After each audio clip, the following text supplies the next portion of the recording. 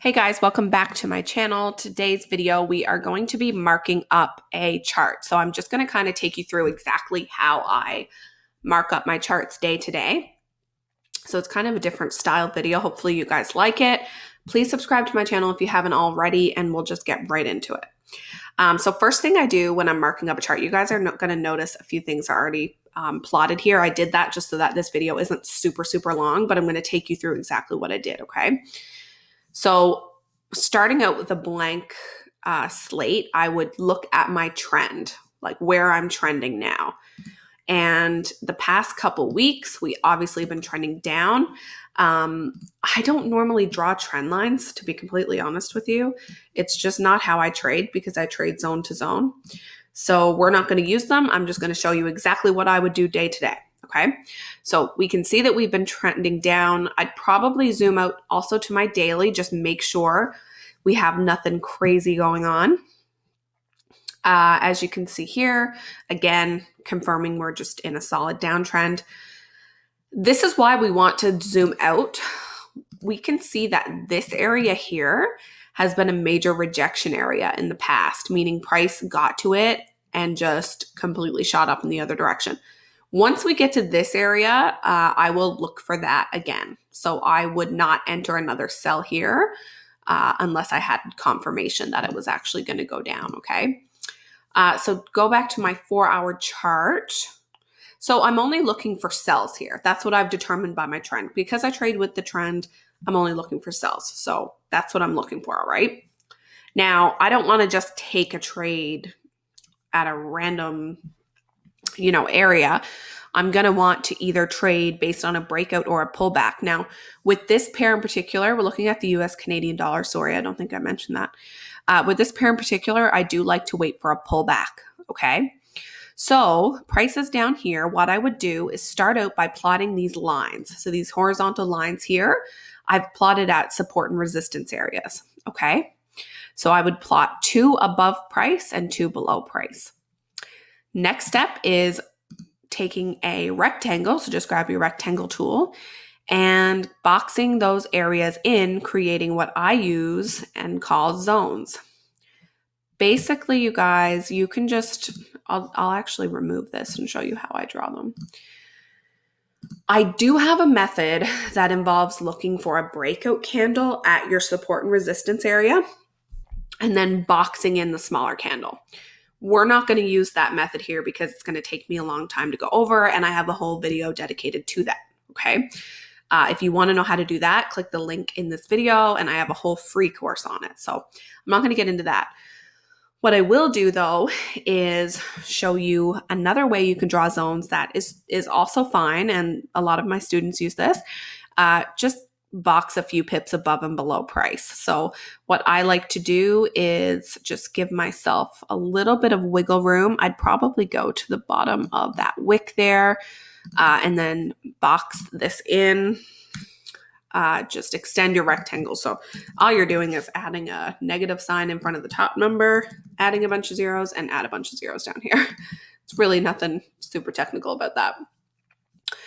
And all this is doing, you guys, and this is why you don't need to be super worried about drawing your zones.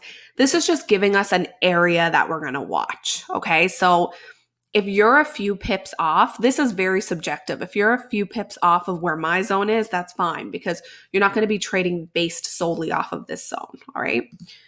Next thing I'm going to do is get rid of these support and resistance lines because we're not going to use them anymore. And okay, so next thing we're going to do, I want to wait for this down move to complete, okay? So it appears that it has completed. We can see we have a bullish candle at least starting to form here, okay? So now I want to look and see where price could potentially pull back to. So one way of doing that is we could say, well, we could look and see how it reacts at this zone, right? But what I like to do is use the FIB Retracement Tool, okay? Now, I should note, if price continues on down, so if we don't see at least a little bit of consolidation or price start to come back up, a fair bit, and price continues on down, you'll have to redraw this FIB in. because it's not really going to be valid if we see a move down to this level, right? And I'll show you what I mean. We're going to take the FIB Retracement Tool. So you can find it in this section here, I believe. I just have it in my, no, it's not in that one. It's in the pitchfork one, wherever that is, which I have looking different. There we go. Okay. I'm just really off. Oh, there it is. Okay. Usually this looks like a pitchfork. That's what was throwing me off. But I have it favorited. So if you just click the little star next to it, it'll actually save in your favorites. But yeah, this is where it normally is. I usually just grab it out of here. So what you're going to want to do is look at the last move down. Okay. Now here's where it gets a little tricky. People don't really know where do you count the last move down? Like, would it start up here and be this whole kind of move here? Or would it be this move or even this mini move? For me, I'm going to consider it the move from here to here. And I'll tell you why, because I would consider this move already finished because price came down and then retraced. Okay, so that move to me is finished. So I'm looking at this point here to this point here, okay? So next what I'm going to do is grab that FIB Retracement Tool. You need to start at the top, okay? So we want to look at the last move down. If we were looking at a bullish trend or an uptrend, we'd look at the previous move up. So now what I'm going to do is take the top of the last move down and drag my Fibonacci tool down to the bottom of that move, okay? And this is going to give us an area where price could potentially pull back. Again, to be super clear, if this continues on down, this is no longer valid because this would have to be dragged down. You understand? So if price kept moving down, we'd have to redraw this in. But let's assume that price is going to come back up, okay? What I like to do is wait for price to get to the 50 or 61.8 area. 61.8 is usually my favorite, but I would box in between 50 and 61.8. I should get rid of that black line. I'll get rid of that in a second. I'm going to do the same thing. I'm going to box it in with a rectangle, extend my rectangle. I'm going to make this a different color. So we'll make it orange. All right, just so I know it's my fib level. And then we can delete the fib tool. Now and if you guys need, actually, let me draw that back in so I can show you. I also include the fib tool in my free course.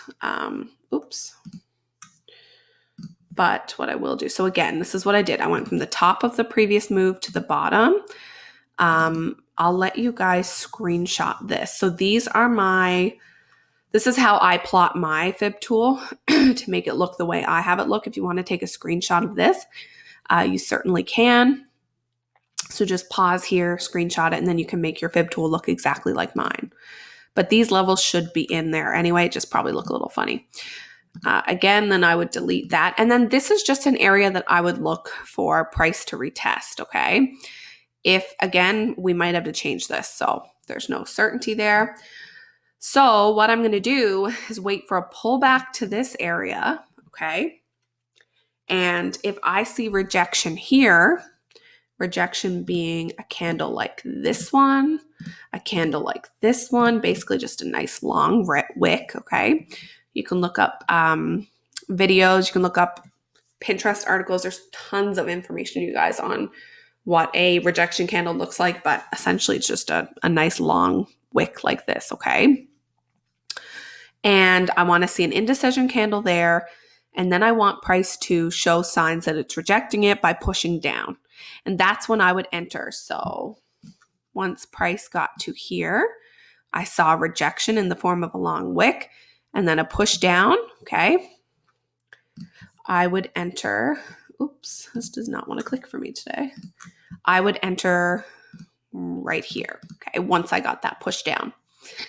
The great thing about doing it this way is that my fib zone, okay, so the orange zone that I created with my fib, now acts as a confirmation. So I have this confirming my entry, and I have the move down, which we call price action, confirming my entry, okay? Just to clarify what I mean by that, let's just look at an example. So let's say we were looking for a sell here. Okay, let's zoom in. We see a nice rejection candle, right? Which would be this green one. That would be the first rejection candle. And then we have this nice, strong, bullish push down. You see how this candle is nice and strong? On the 15-minute, it would look even better, and that's what we would want to do. You'd go down to the 15-minute candle, which I'm not going to do that now because it's just going to look messy and I'm going to get lost trying to go back to it. But these, you'd see a few really long candles like this. And you can always use the 4-hour to confirm too, meaning you could enter on the 4-hour candle. Okay, I like to use the 15, but you could stay on the 4-hour and enter on this one. The body of this candle is where you want to enter. When you see a nice long body forming, that's where you want to enter, and that's what I call price action confirmation. So I have included quite a few little tips and tricks throughout this video. This video is actually really informative. Hopefully you guys like this. If you want to see more videos like this one of me just live marking up charts, it was requested, so let me know. I don't mind doing it. It's a lot of fun. I can do different pairs and stuff like that. And if you have any questions about anything I did, please do let me know. Like I said, if you want more details, click the link in this video and take my free course. And I'll see you guys in the next video.